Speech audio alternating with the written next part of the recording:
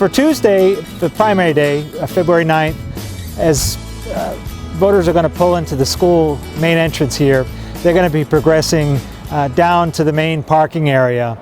The area that you see behind me, the front of the school, is going to be reserved for handicap drop-offs. There won't be any long-term parking or any voting parking in the front here. This will need to be clear for the entire day. So heading into the main parking area, you'll note that there are a couple handicap accessible spots. Those will be the only spots that will be accessible for the Bartlett voting polls for that day.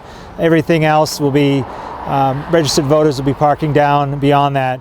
As you're leaving the voting polls, you'll head back to your vehicle, and then you'll be proceeding out the rear entrance to Higgins Street.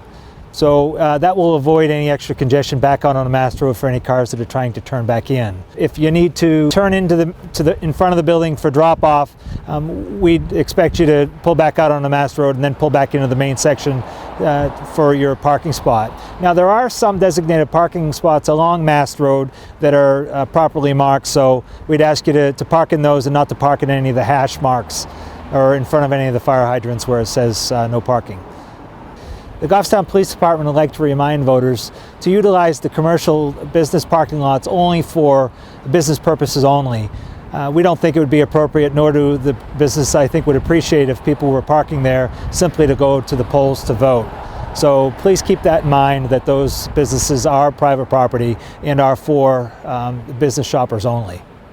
In 2015, the Board of Selectmen adopted an ordinance restricting no parking on the side of Higgins Street, pulling out of the back of the Bartlett Elementary School.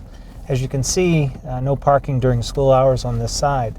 So on Tuesday for the voting day, those would be technically school hours that we'd ask you not to park along this side of Higgins Street.